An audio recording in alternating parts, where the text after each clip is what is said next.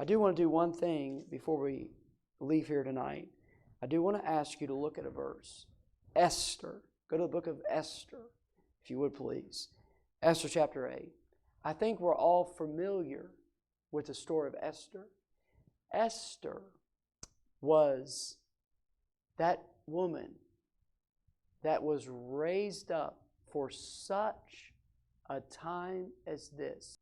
Esther was raised up for such a time as this. And that time was when she stood before the king. Do you remember? She came into the courtyard, not knowing what he would do. She risked her life. And if he held out the golden scepter, then she would touch it, and her life would be preserved. And she did that. And Mordecai said to her, if you don't do this, God can bring deliverance from somewhere else, but you're going to be destroyed and your family's going to be destroyed. And he said, but if you do it, there's no telling if God will bring deliverance to the Jews. And she did that. And the king ultimately heard her plea, and the Jews were saved from Haman's wrath and destruction. Do you remember that when that day of destruction was turned into a day of salvation and deliverance? The day of destruction was turned to the day of deliverance. On that day, remember, there was a feast that was instituted. There was a feast that was instituted so that God's people could rejoice, and so God's people could commemorate and honor that day where God's people were delivered. Does anyone remember the name of that feast? That's it. Yeah. The Feast of Purim. And do you know something that what I'm about to say is very important? That the Jews still celebrate that to this day.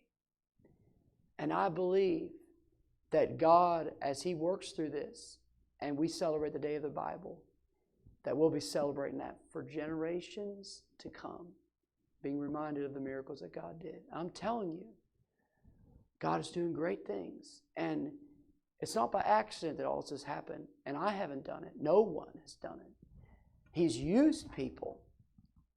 He's used people to make connections and to beseech leaders to do the right thing.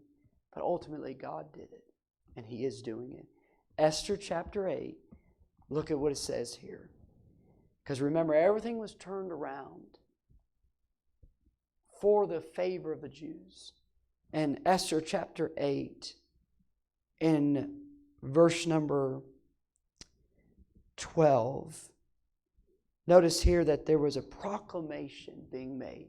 Esther 8, verse 12, upon one day, in all the provinces of King Ahasuerus, namely, upon the 13th day of the 12th month, which is the month Adar, the copy of the writing for a commandment to be given in every province was published unto all people, and that the Jews should be ready against that day to avenge themselves on their adversary, on their enemies. You see, this great day that's being proclaimed is for all the provinces, all the states of the whole nation. Verse 14. So the posts that rode upon mules and camels went out, being hastened and pressed on by the king's commandment. And the decree was given in Shushan the palace. And Mordecai went out from the presence of the king in royal apparel of blue and white, and with a great crown of gold, and with a garment of fine linen and purple. And the city of Shushan rejoiced and was glad.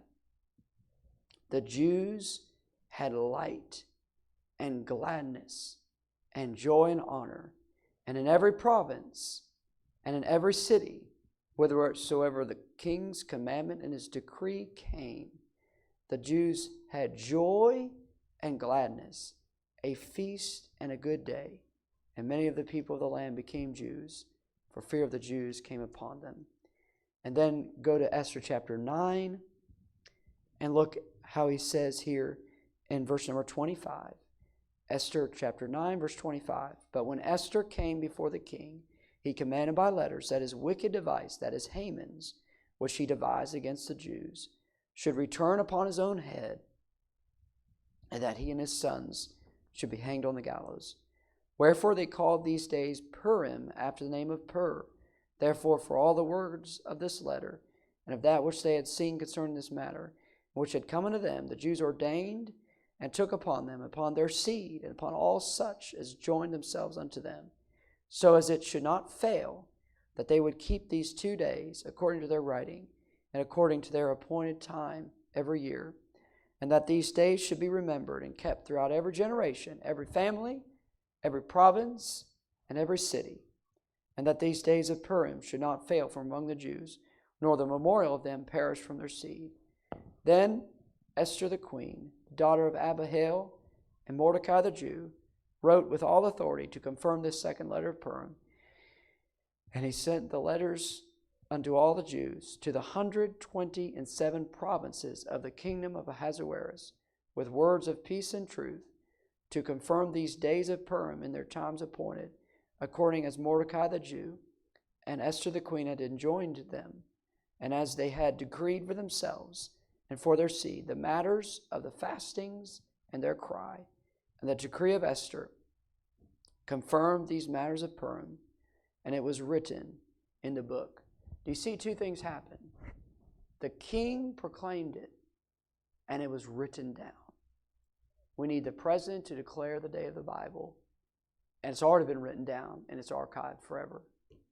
It's already been done. And this could be something that's remembered for generations and generations. I hope you'll pray with me that God would do in America like he did for the Jews in the days of Esther.